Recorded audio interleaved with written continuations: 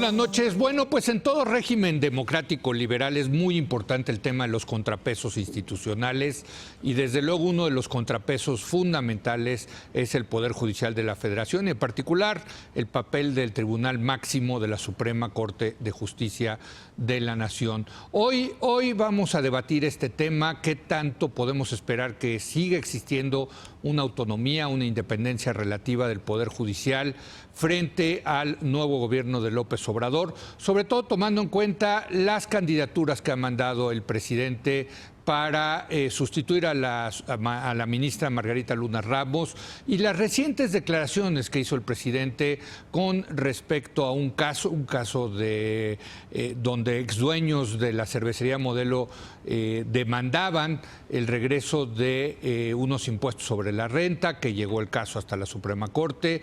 El presidente dijo claramente que tuvo que intervenir él, el Poder Ejecutivo, para cambiar la decisión de los ministros de la Corte o para influir en la decisión de los ministros de la Corte. Pues vamos a debatir este tema, qué tanto importa, qué podemos esperar en el tema de la independencia del Poder Judicial de la Federación. Como todos los miércoles me acompaña Denise Dresser. Denise, muy buenas noches. Buenas noches. Gibran Ramírez, ¿cómo estás, Gibran? Bien, buenas noches. Y Max Kaiser, quien es un gran experto en el tema del combate a la corrupción y ahora estás abriendo tu nuevo think tank, ¿no? Así es. Tanque de pensamiento. ¿Cómo se llama? Centro para la Integridad y la Ética en los Negocios, 100. Que está muy bien porque es desde el punto de vista de los negocios, que también hay que entrar al tema desde el otro lado de la balanza. Así es. Bueno, el Poder Judicial. Denise. A ver, la Suprema Corte viene arrastrando desde hace tiempo un problema reputacional. Precisamente por la forma en la cual distintos presidentes la han utilizado como un instrumento político y han nombrado a amigos cercanos, y por eso desde hace años, estaba revisando una columna que escribí en el 2015, se gestó un movimiento que exigía una corte sin hora. Correcto. Y el argumento era... es el máximo tribunal, ahí deberíamos colocar a los juristas más sofisticados con autonomía, independencia, precisamente porque es un contrapeso tan importante. Y uno hubiera esperado que en este nuevo gobierno, que ostensiblemente quiere enmendar los errores del pasado, hubiera habido un cambio en la forma de hacer las cosas. Y lo que vimos fue la acentuación del problema, dadas las características de la terna que envió hace unos meses y la reciente, donde hay personas que han sido candidatas de Morena, que han sido abogadas del partido, y una de ellas en su comparecencia presentó su carta de renuncia al partido para justificar de alguna manera o argumentar que sí iba a tener independencia judicial. Y la nueva incorporación a la terna más reciente resulta ser la esposa del contratista favorito del presidente. Ya en este programa más adelante se discutirá la especificidad de cada una de las candidatas. Pero aquí claramente, aunque no se viola la ley, porque el presidente cuestionado salió a decir no hay ilegalidad en el nombramiento. No está violando la ley.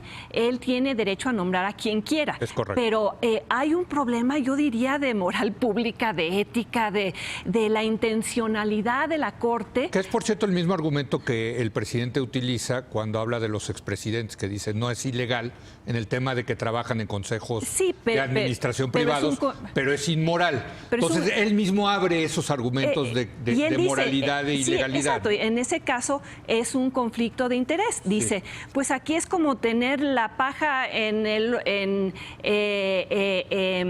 ojo ajeno y la viga en el ojo propio, porque... particularmente el perfil de la esposa del contratista, si Enrique Peña Nieto hubiera hecho eso, la izquierda hubiera salido en armas a la calle a denunciar precisamente lo que hoy está acentuando, está agravando el problema. La esposa de Hinojosa, del Grupo IGA. Si hubiera hecho eso.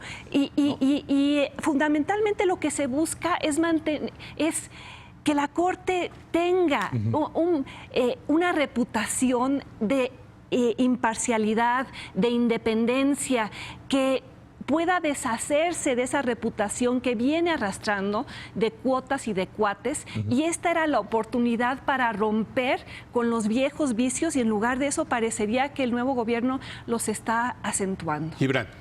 Sí, yo creo que aquí el problema es diferente que con lo de Medina Mora. Es decir, es un problema de cercanía ideológica y no de cercanía personal.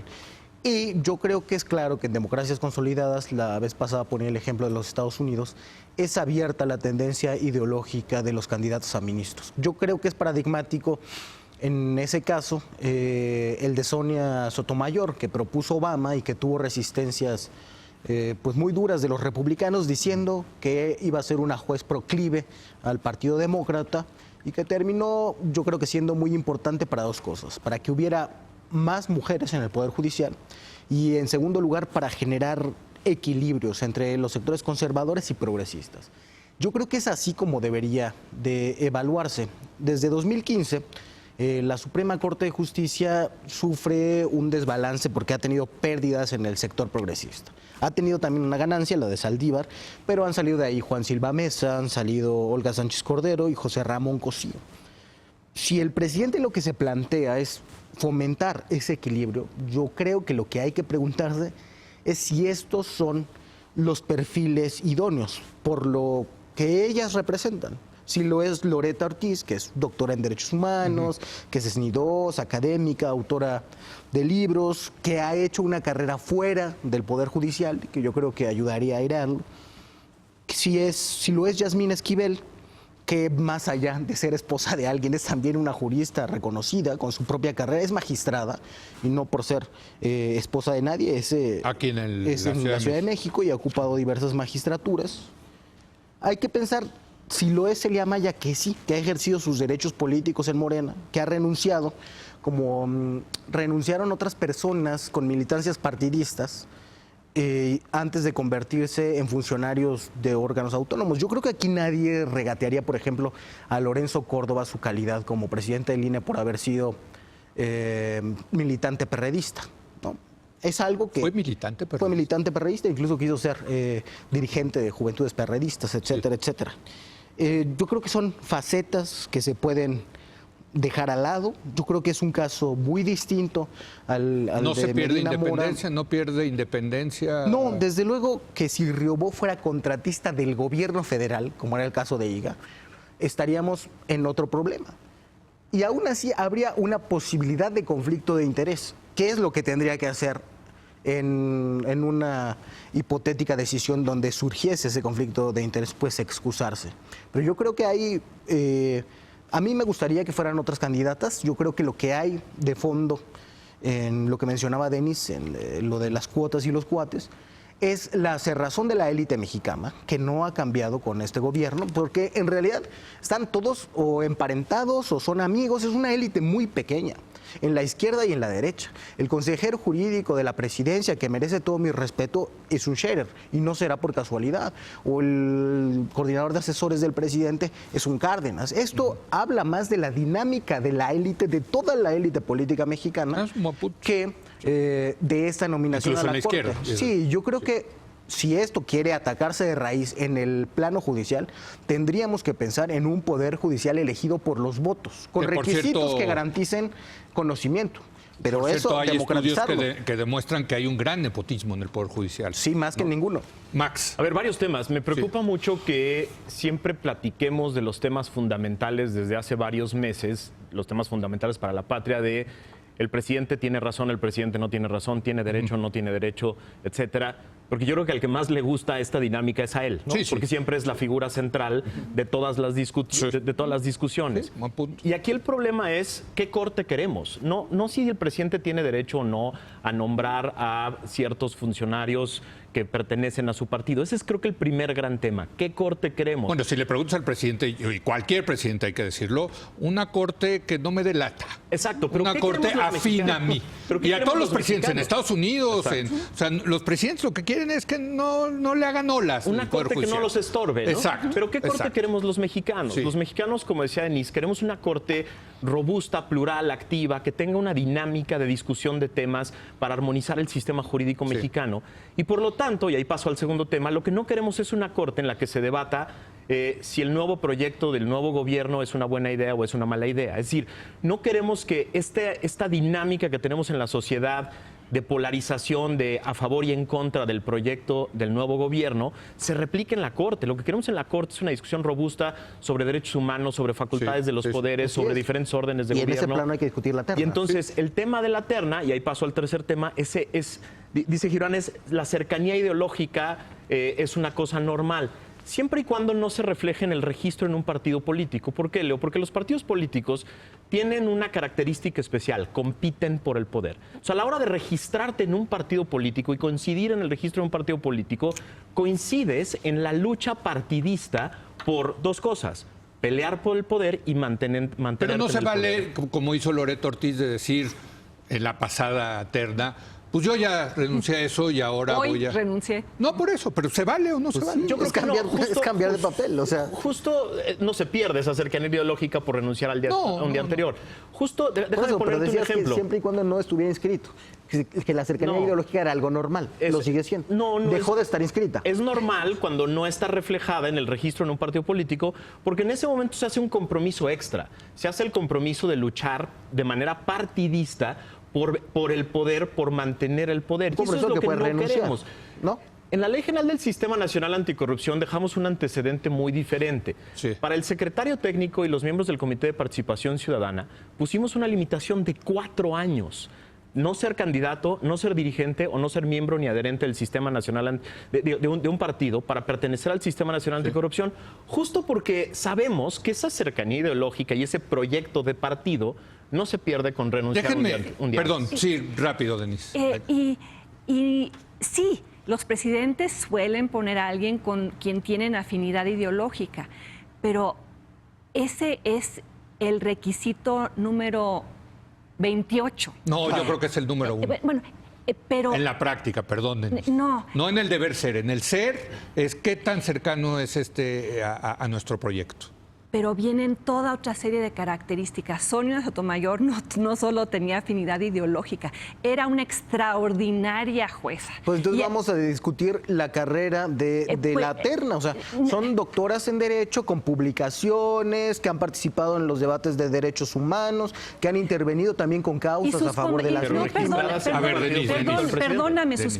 sus comparecencias de las últimas dos fueron lamentabilísimas. Hay artículos escritos sobre esas comparecencias donde dicen impresentables. No sabe, Celia Maya, dificultad para articular una oración con sujeto, verbo y predicado. Falta de conocimiento absoluto sobre el artículo 29 y el 129 constitucionales cuando se le pregunta sobre la Guardia Nacional. Dice que su forma de entender la jurisprudencia es utilizar la sensibilidad. Bueno, para acercarse a la justicia, no solo hay que acercarse a la ley. Eso lo sabe cualquier juez. No. A ver, hagamos un ejercicio de comparación entre la comparecencia de Sonia Sotomayor y las comparecencias de la última terna. Déjenme- Sí, por eso, pero entonces vamos a en un discutir día los se perfiles discutió, en un día de las comparecieron. candidatas. En el Senado estadounidense se toman este proceso con enorme seriedad. Sí. Y aquí el problema no es solo la falta de calidad de la terna, es el proceso mismo mediante el cual se seleccionan los ministros a la Corte. A ver, y eso permítame- también sí. debería cambiar. Entonces vamos a Permítame- hablar de los perfiles. Es una cosa de Es que no perfiles. quiero entrar a los perfiles porque ahorita en la siguiente mesa va a venir una Bueno, experta a hablar de bueno, los pero es que el perfiles. problema entonces tiene y que me ser quedan eso, 6 no con quién minutos. están casadas. Y quiero pasar a la otra parte de este tema, que es la abierta declaración, Max, del presidente diciendo intervenimos en el caso de los exdueños de la cervecería Modelo. ¿Se vale, no se vale? ¿Qué te dice? No debería salir Arturo Saldívar, presidente de la Corte, a decir si hubo intervención o no, porque también López Obrador dice algo gravísimo, que había ministros, que eran los que estaban a favor del proyecto, que estaban de acuerdo, o sea, los tilda de corruptos en algún sentido. Y me parece ¿Eso gravísimo. No dijo. Dijo, es que ya sabes que es oblicuo el Obrador. No sé exactamente lo que dijo, pero sí dejó entrever que los que estaban a favor de devolver los impuestos eran unos tranzas. Porque dijo, el pueblo se cansa de tanta pinche tranza, ¿no? Lo dijo el presidente. Pero me parece podría gravísimo que interpretarlo estemos que fuera- entrando en la normalidad del cabildeo del Ejecutivo en el órgano máximo. Sí. De... Eso siempre pasa también. De acuerdo, pero, Pues sí. pero por lo Otra menos se vez. hace con un poquito de prudencia, Sí, ¿no? sí. Es decir, ya cuando el titular del Ejecutivo abiertamente dice que cabildeó en contra de una empresa para... De exdueños de una empresa. o de Vamos a exdueños de hacer- una empresa para favorecer supuestamente la recaudación del Estado, me parece gravísimo, porque lo que queremos es un poder judicial que no atienda posiciones políticas, que no busque o no cuidar el patrimonio o la recaudación, sino que busque la regularidad del sistema jurídico. Es decir, que el sistema jurídico, las decisiones de los órganos de Estado se apeguen a los procedimientos constitucionales, se apeguen a las facultades y funciones que tiene cada órgano y que nos ayuden. La función más importante del órgano máximo es que nos ayude a establecer esos criterios que nos permitan a todos los mexicanos conocer qué puede hacer un órgano y qué no puede hacer otro órgano. Ok, a ver, y Gibran. cuáles Bueno, a son mí los eso me límites de parece derechos humanos. un montón, Sí. una vueltota. O sea, hay algo que suena mal, condenable moralmente, en que quieran evadir el ISR No, por no miles de están millones. evadiendo, hay que ser muy ¿No? cuidadosos. O sea, están sí, tratando bueno, ellos argumentan con ley. Eludiendo se dice técnicamente, No, bueno, entonces. pero sí es diferente, No, ¿eh? Sí, tienes Evadir razón. que eludir es Sí, diferente, tienes perdón, razón. Eludiendo el pago de Sí, impuestos, sí. Porque Hacen de acuerdo a la ley, pues tendrían ese derecho. hacen cabildeo en el sector privado a favor de esos intereses. Sí. ¿Tiene derecho el presidente a manifestarse sobre la decisión de otro poder? Yo diría que sí. Y aquí me parece que ¿A tenemos... manifestarse o a intervenir? Bueno, Ese es- las- porque las dos él dijo cosas. intervenimos. Es que, Utilizó claro, el verbo claro. intervenimos. Claro, hablar con la gente, pues es algo que es política. Lo que quiero subrayar aquí es que tenemos un doble criterio. Si los ministros se acercan al Poder Ejecutivo, si públicamente defienden una posición, le llaman contrapeso. Si es el Ejecutivo respecto al judicial, ya le llaman injerencia. Lo que pasa es que, como decía Max, pero al revés, parece que la Corte quiere un presidente que no le estorbe, que no se vigilen las decisiones. Los contrapesos están en la vigilancia De uno mutua. y otro. Claro, y yo creo que este es un caso donde se demuestra que esto puede realizarse de buena manera y a la luz. Dice Max, pero ojalá lo hiciera con más prudencia. Bueno, yo particularmente prefiero que lo haga a la luz del público, exponiendo sus propias razones, y si los ministros quieren exponer otras, pues que las expongan también. Para eso vivimos en una democracia. Denis. Cuando escuché lo que dijo el observador sobre la forma en la que intervino en la Corte, me acordé de Trump. Trump en algún momento, hace unos meses, criticó mucho al sistema judicial estadounidense. Dijo, es que hay unos jueces obamistas de Obama que están tomando decisiones en mi contra. Y el presidente de la Suprema Corte, en un acto inusitado, John Roberts, salió y dijo, señor presidente, aquí un alto. No hay jueces de Obama, no hay jueces de Trump. Aquí hay un sistema judicial abocado a hacer que se respete la ley y, en el caso de la Suprema Corte, abocado a hacer que se cumpla la Constitución. Yo quisiera pensar que lo que la Corte quiere no es un presidente que no le estorbe, quiere un presidente que cumpla, que respete la Constitución.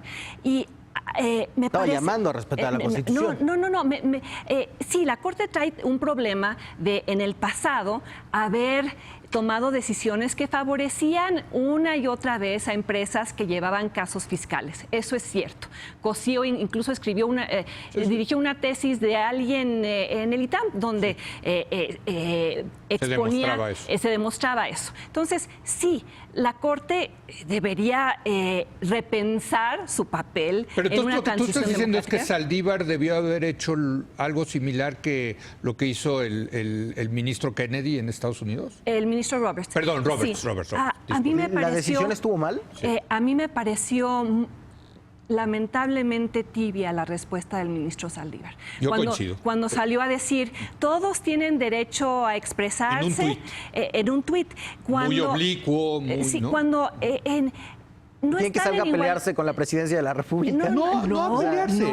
Es que ahí está el tema, No nos ¿no? coloques en una Entre falsa pelea disyuntiva. y una respuesta débil, Sí. hay muchas opciones, ¿no? Sí, exactamente. Pero decir qué, o sea, decir, No, hablamos lo con el que dijo presidente, Roberts. nos dijo, A ver, aquí las partes pueden venir Bueno, y hacer pero su es que- caso, etcétera, pero vamos Leo, a mantener la pero es que independencia. no estaba pasando lo mismo que en el caso que dice Denise. Aquí no estaba descalificando a la Aquí- Corte diciendo que eran unos ministros de tal unos de Pero y lo, de lo cuál. hace, Sí. lo hace No, estaba hablando de constantemente. una decisión. Sí, pero estamos los- hablando de un asunto. No, perdóname. Pero estaba diciendo que ciertos ministros estaban por favorecer a la Exacto. empresa y Ahí sugiriendo y que no la lo empresa Eran señaló. parte de la tranza. sugiriendo No, que la no lo empresa señaló, estaba no les haciendo puso el dedo algo encima, mal, ¿o ¿no? sí? Y la Pues empresa sí. no estaba haciendo, digamos, los exmiembros estaban utilizando el sistema jurídico. Lo que queremos otra vez, estamos hablando de López Obrador y lo que queremos es hablar del Poder Judicial, que Eso, es, muy queremos un Poder Judicial autónomo e independiente. Con eso no se que viola la proteja los autonomía ni la derechos de independencia. las empresas Se hablan los o de poderes. las personas cuando las empresas o las personas tengan razón, o que defienda los derechos del Poder Ejecutivo cuando el Poder Ejecutivo, utilizando las vías formales, tenga la razón. Es decir, lo que no queremos es estar debatiendo estos temas en conferencias de prensa para que estos temas sean, digamos, objeto de mesas con el presidente en el centro. Queremos un Poder Judicial vigoroso e independiente. Un último poderes, comentario no, cada ya quien, 30 Sí, segundos. y Denis. la Corte tiene que limpiarse. La Corte tiene que tomar decisiones ante el escrutinio público y hacer valer la Constitución de una forma no politizada, no partidizada. Ese es su gran reto.